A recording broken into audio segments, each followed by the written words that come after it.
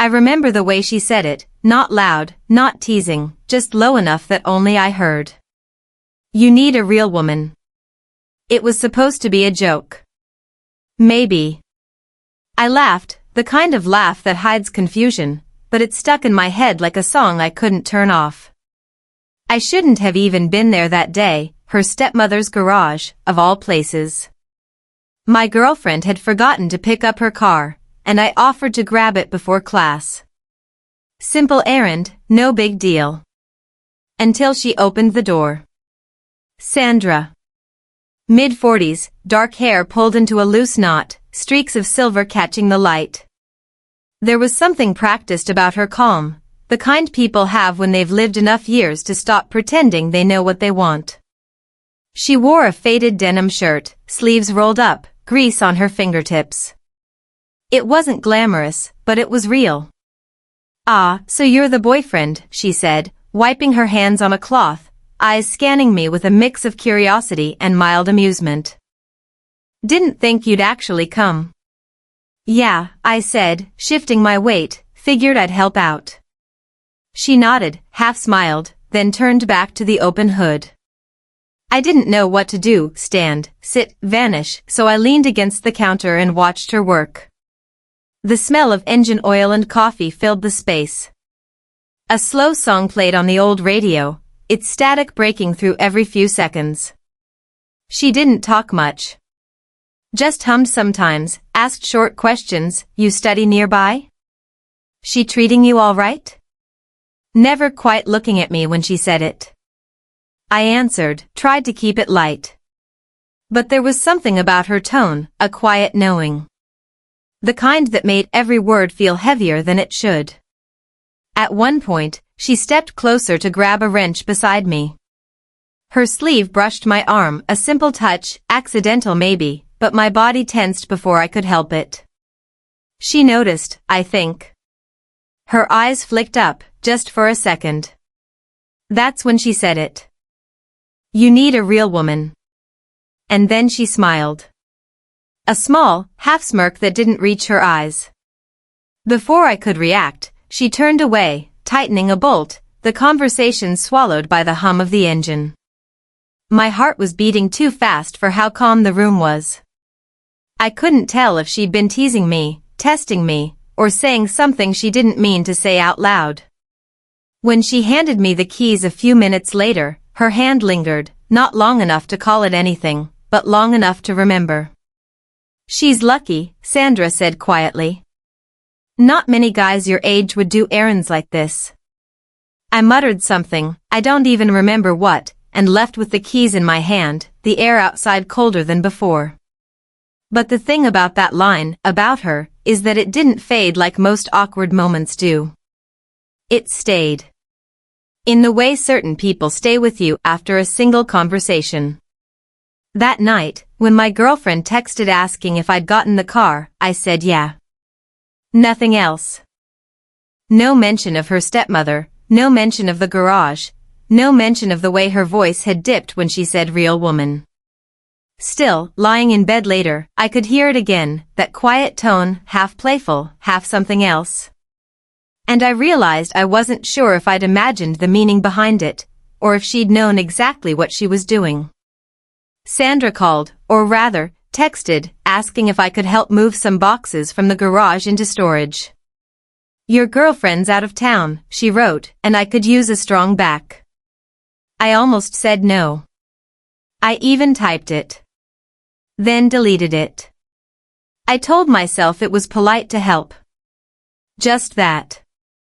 When I showed up, she was sitting on the porch steps, coffee mug in hand, hair loose this time, a pair of reading glasses balanced halfway down her nose.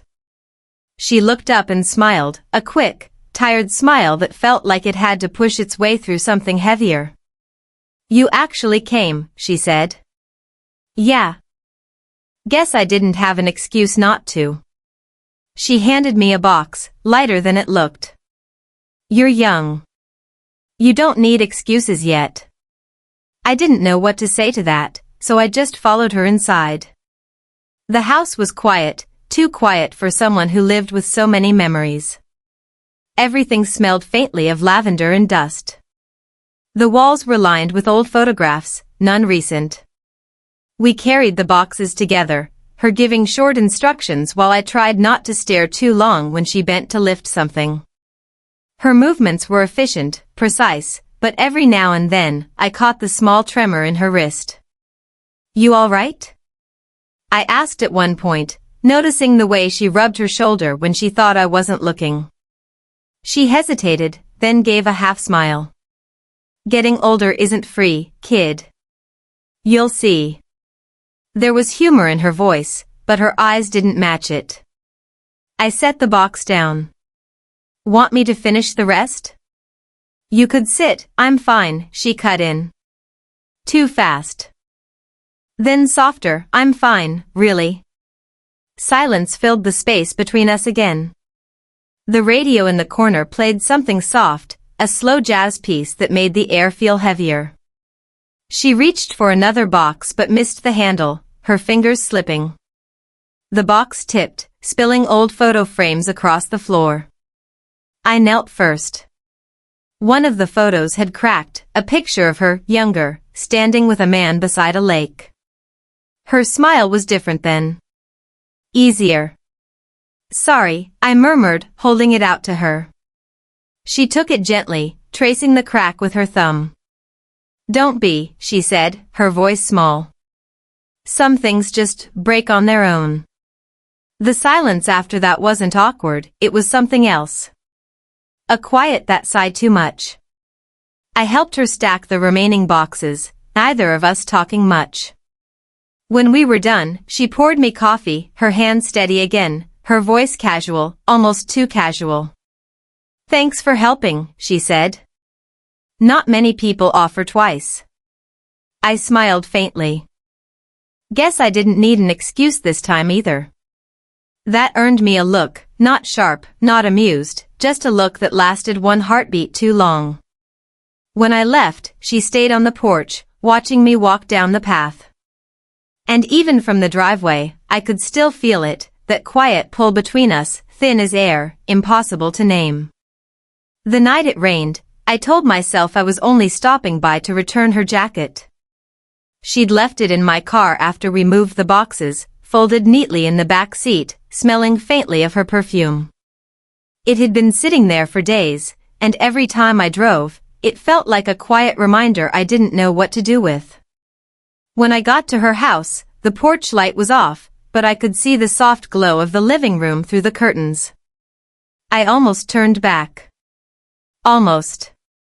Then thunder cracked overhead, and she opened the door before I could even knock. "Didn't think you'd come out in this," she said, voice calm but eyes a little surprised. I held up the jacket. "Just wanted to drop this off before it disappeared into my trunk forever." She smiled, faint, tired, but warmer than I remembered. "You could have waited for a dry night." "I know," I said. "Guess I didn't want to." That earned a pause.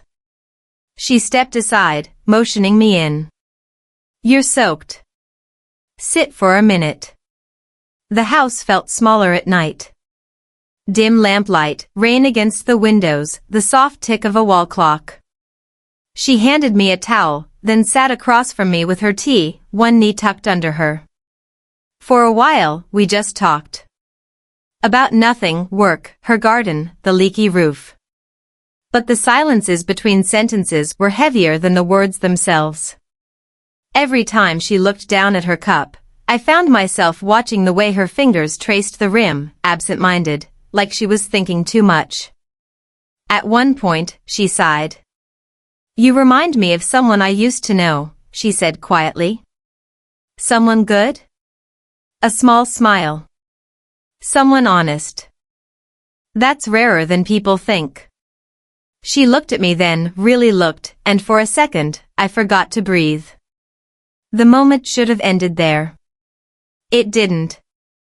The thunder rolled again, closer this time. The lights flickered.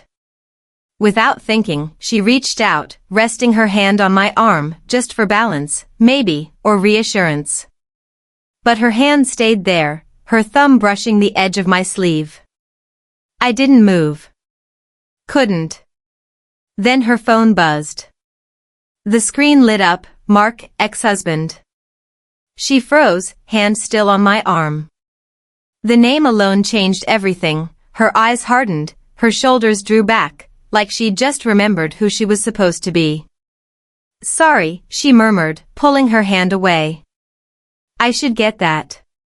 She stood, turned her back, and answered the call in the kitchen. I could hear fragments of her voice, polite, restrained, tired. When she returned, she looked older somehow, smaller. Work call, she said quickly. Nothing important. We both knew she was lying. I stood to leave, even though the rain hadn't stopped. She followed me to the door, neither of us saying what we both wanted to. Thanks for bringing the jacket, she said. Her voice was steady again. I nodded. Anytime. For a moment, neither of us moved. Her hand hovered near the doorknob, mine still wet from the rain. If she'd said my name just once, I think I would have stayed. But she didn't.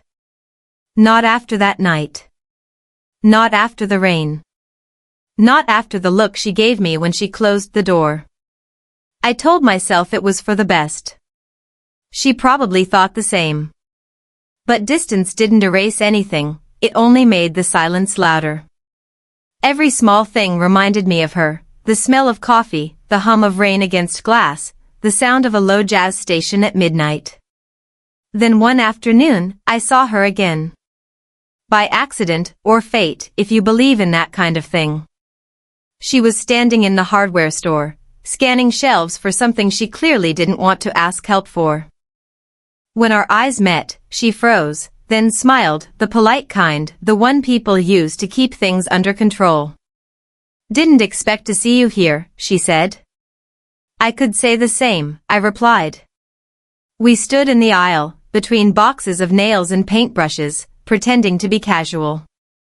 But the air between us felt fragile, like if either of us moved wrong, the whole thing would shatter. Finally, she exhaled. This is ridiculous. I frowned. What is? Whatever this is. She gestured vaguely between us. The staring, the silence, the pretending we're fine. Her voice wasn't angry, just tired. Honest. I didn't know how to answer. I didn't mean for it to get weird. It's not weird, she said softly. It's dangerous. That word hung there, heavier than anything else. We both fell quiet again. A kid passed by the aisle, dragging a parent behind him. The normal sound of life going on. And here we were, two people frozen in a moment that didn't belong anywhere. I keep thinking, I said finally, that maybe if I'd just left your jacket in the car, none of this would have happened. Sandra gave a small, sad smile. You think this started with a jacket? Her eyes searched mine, not for answers, but for honesty. I don't know what we're doing, I said. It came out smaller than I intended. I just know I can't stop thinking about you. She swallowed hard, looked away. You're young. You think everything that shakes you must mean something. It does, I said quietly. Her breath hitched, just slightly. Then she laughed, but it was the kind of laugh people use to hide a crack. Don't make this harder than it already is. We stood there, the sound of rain starting outside again, faint against the glass doors. She reached for a can of paint, anything to keep her hands busy, and said, almost to herself, this isn't supposed to happen. And all I could whisper back was, then why does it feel like it already has? It was late when she called. Her voice was calm, too calm, like someone holding their breath for too long. Can you stop by for a minute? She asked. I found something that's yours. I didn't remember leaving anything behind, but I went anyway. The sky was clear this time, the air heavy with the smell of rain that had already passed. When she opened the door, she wasn't composed like usual. No makeup, hair loose, eyes tired. On the table beside her was an old photograph, the edges soft with time. I was cleaning out some drawers, she said quietly. And I found this. She turned the photo toward me. It was a picture of a young man, maybe my age, standing beside her at what looked like a lake. He had my build, my same uneven smile. For a moment, I didn't understand. Then she said it. He died 12 years ago. My son. The words hit like air leaving a room. I didn't speak. I couldn't. I didn't mean to make things complicated, she continued, voice trembling for the first time since I'd met her. You just reminded me of him. The way you listen. The way you look at people like they matter. I stepped closer, slowly, afraid of saying the wrong thing. Sandra, I didn't know. Of course you didn't.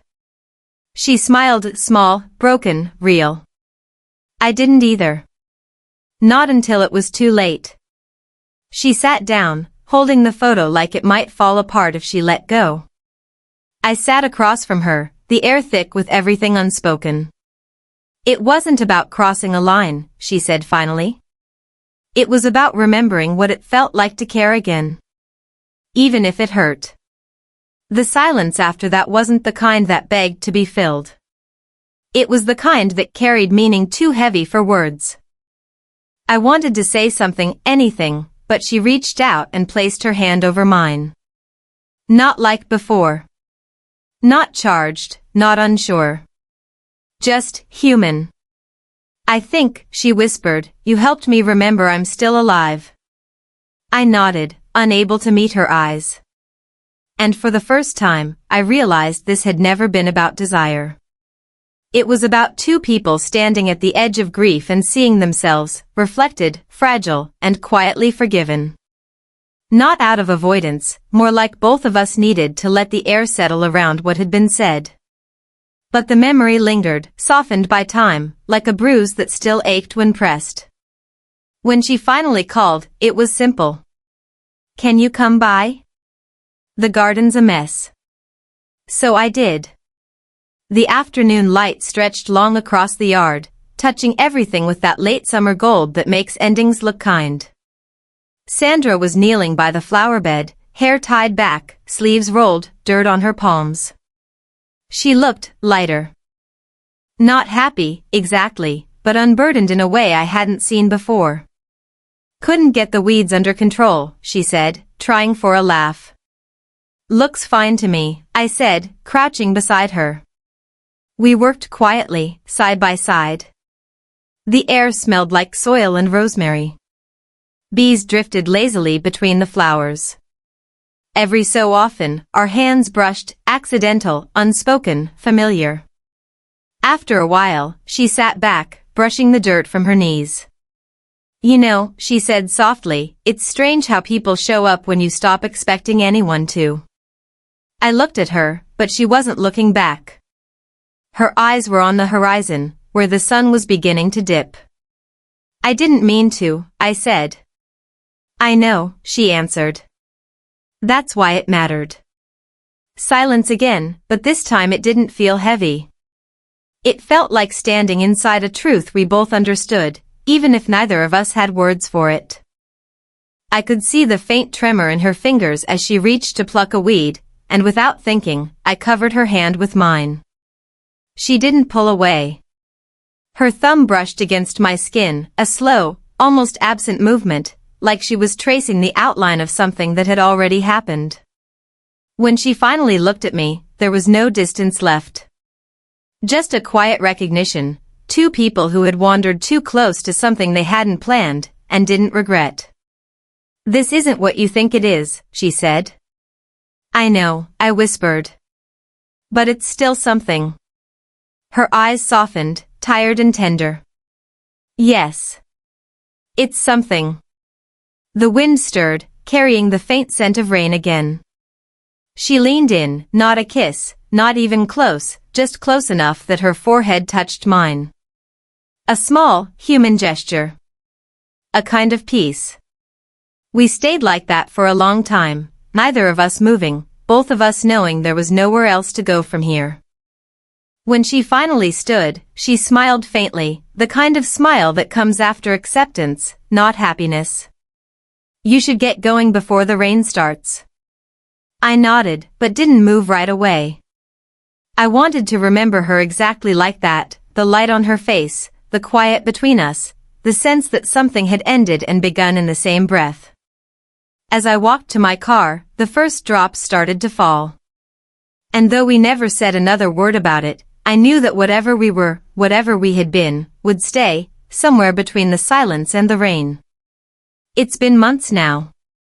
Long enough for the seasons to change, long enough for the ache to turn into something quieter, not gone, just softened around the edges. I still drive past her street sometimes. Not to see her, just to remind myself that she's real, that it all really happened. The house looks the same, the cracked walkway, the overgrown rosemary by the steps, the window where I once saw her light on late at night. We don't talk anymore. That's not a tragedy, it's how things had to end. There was no fight, no clean break. Just a gradual loosening, like two threads that had wound together long enough to leave a mark before coming undone. But I think about her often. About what she taught me without ever meaning to. She once said people don't choose who they connect with, they just choose what to do about it. Back then, I didn't understand what she meant. Now I do. Because connection isn't always meant to last. Sometimes it's just meant to wake something up in you, something you didn't know had gone quiet. Before her, I thought love was about wanting. After her, I realized it's about seeing someone's tiredness, their quiet humor, their regrets, and still thinking, I'm glad you exist. I don't know if she ever thought about me that way. Maybe she did. Maybe that's why she let me in just long enough to learn what it means to care without claiming. The last time I saw her, she was standing in her garden again. I didn't stop the car, just slowed down enough to catch a glimpse. She looked peaceful. Older, maybe, or maybe I just finally saw the years on her that she'd always carried with grace. That night, it rained again. I sat by my window, coffee in hand, listening to the same rhythm that had filled her porch that first evening. For the first time, it didn't hurt. It just felt like remembering something kind. I think love, in the end, isn't always about staying. Sometimes it's about giving someone back to themselves. And maybe that's what we did for each other, gave each other a small piece of calm we didn't know we were missing. So when people talk about real love, I think of her, the quiet, flawed, impossible kind. The kind that doesn't end in confession, but in understanding. And maybe that's enough. Maybe it always was. Sparkles, if this story made you feel something, let me know in the comments. Would you want more stories like this?